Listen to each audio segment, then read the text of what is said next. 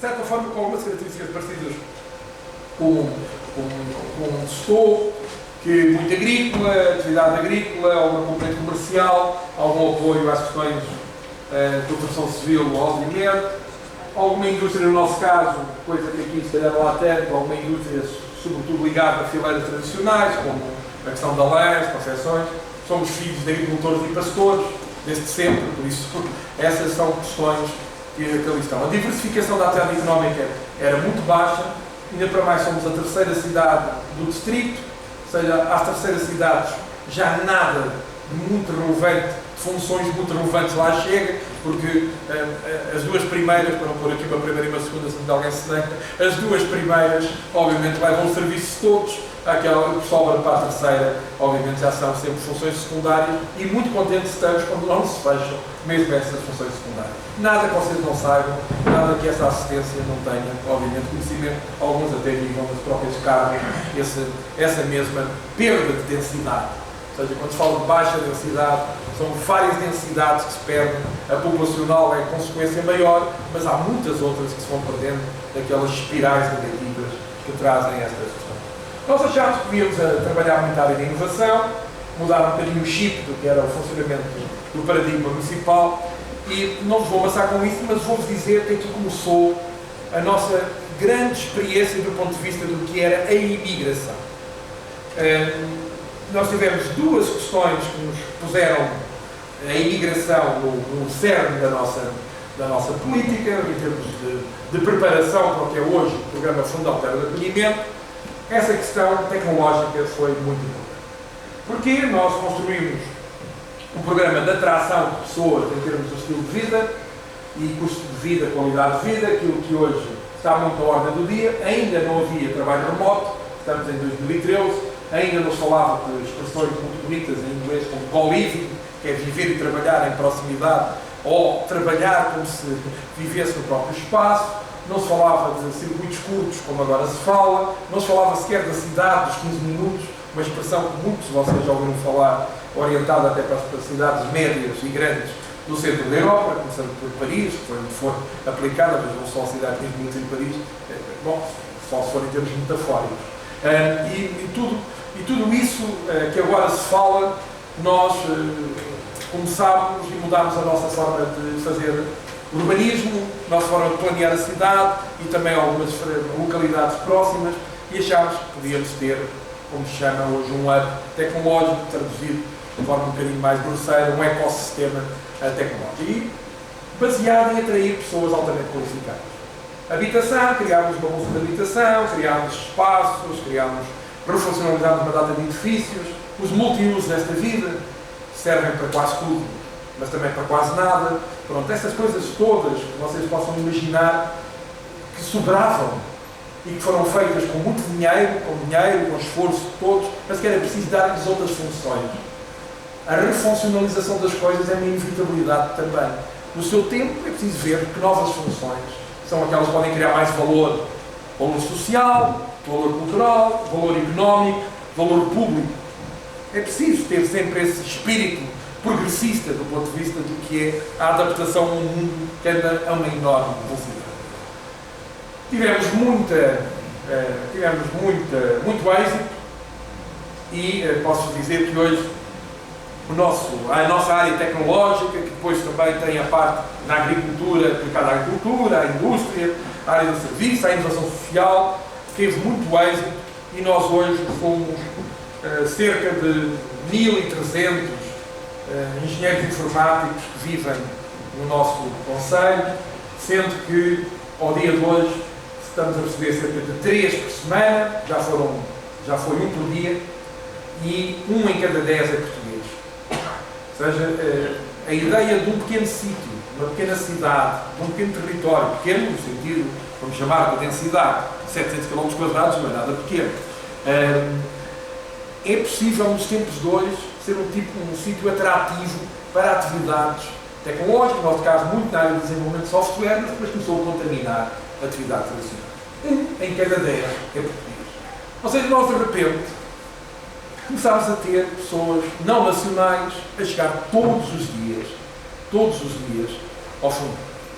E começámos a pensar como trabalhar isto, como criar, como o nosso projeto educativo fala de raiz e asas, tentar como é que esta cidade, como é que este conceito se tornava mais inclusivo, como é que nós, que é um município também com muita tradição, também com muito património construído, histórico e muito mais até património imaterial, muitíssimo mais património imaterial até, se o relativizarmos aí que está talvez um dos maiores suportes do Fundão, zona de transição entre o Norte e o Sul, Póvoa da Beira, entre a área atlântica e a área mediterrânica, dizia o Orlando Ribeiro, e muito bem, que a Serra da Gardunha era das fronteiras naturais entre o Atlântico e o Mediterrâneo.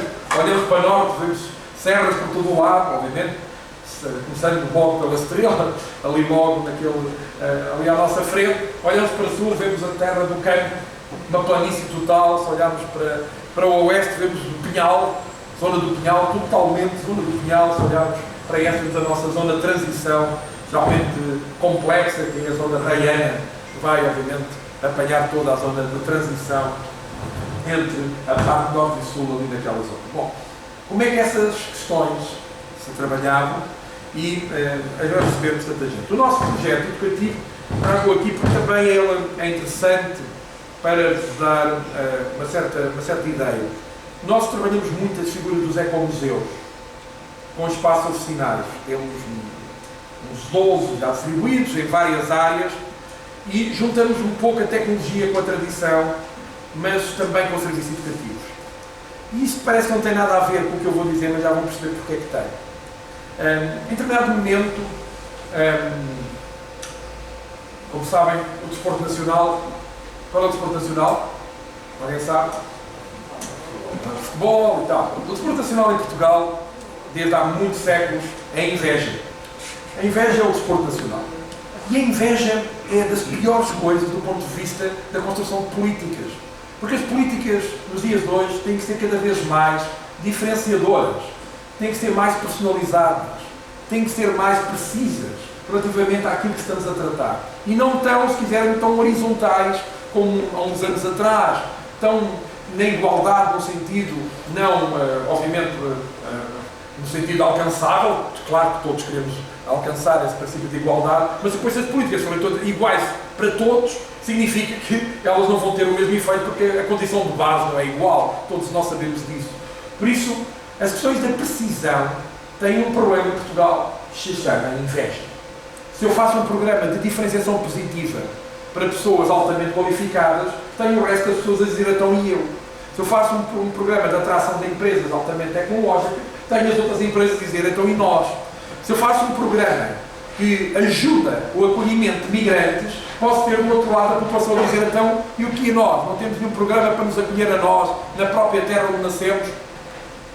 Estou a colocar as coisas desta maneira porque sabemos que este é um dos problemas, ou seja, fazer política obriga, primeiro a ter algumas ideias claras sobre o que se pretende e ouvir muito para lá chegar, tentar ter alguma relação com o mundo, o local comum. Miguel Torga dizia em qualquer sítio é o universo sem as paredes. Este sítio, sem as paredes, estamos conectados sempre com o universo, e ele tinha razão. Qualquer lugar hoje no mundo global pode fazer a ponte com escalas maiores. Nós não devemos estar fechados na nossa concha. Nós temos que nos abrir ao mundo, e qualquer um de nós, se há uma coisa positiva de outras tão negativas que trouxe, mas há uma que é positiva da globalização, é essa possibilidade, sobretudo no mundo ocidental, nos privilegiados que somos de viver no mundo ocidental, porque somos uns privilegiados, e eu posso dizê-lo hoje com este acento, porque venho de um sítio onde vi morrer os não privilegiados deste mundo. Por isso, nós que somos os privilegiados, temos esta vantagem ainda maior, poder ter ferramentas que nos podem ligar ao mundo e as escalas poderem ser muitas vezes diferentes. E nessa perspectiva, houve uma altura que estava tramado. Desculpem o termo coloquial, deve ser aqui também do vinho espirituoso e do cansaço. Estava completamente tramado do ponto de vista político. O que eu ouvia era: ele só se interessa pelos estrangeiros, ele só se interessa pelos engenheiros informáticos, ele só se interessa pelas empresas tecnológicas, ele só se interessa para quem vem de longe, Ele só se interessa como se fosse uma espécie de um profeta maldito na sua própria terra. Era essa a questão. E eu pensei, ok, eu estou a fazer alguma coisa mal, o valor que está aqui a ser criado se calhar não está a ser bem distribuído. Tenho que pensar nisso. E comecei a fazer um programa escolar chamado Reis e Asas, que levou todas as crianças, a partir dos 6 anos, a aprenderem a programar, e desde o ano passado, todas as crianças, a partir dos 8 anos, aprendem inteligência artificial. Todas. Na escola rural, há sede das escolas que estão, obviamente, na cidade. Todos. Todos aprendem. Então, de repente, a distribuição desse valor das tecnológicas começou a entrar em cada uma das casas. O projeto educativo foi aquilo que me ajudou, e de que maneira? Ajudaria de todas as maneiras, a médio e longo prazo, mas foi um braço muito amigo naquilo que foi a amenização de uma estratégia de transformação que cria tensão. Não há nenhuma estratégia de transformação que crie tensão. Para aqueles que pensam que essas coisas são sempre amenas, desenganem-se. Não há ninguém que queira fazer, de facto, uma reforma, onde quer que seja, que com essa reforma não crie uma tensão. Deve ser justo, deve ser muito informado, deve ter consciência e deve ter, obviamente, grande capacidade de resistir ao combate, à tensão, mas já sabe que vai ter tensão. E fugir à tensão é querer manter tudo exatamente igual. E no nosso país temos, como sabem, muita tendência a fugir a algumas tensões, porque já sabemos que há um preço sempre a pagar por essa tensão.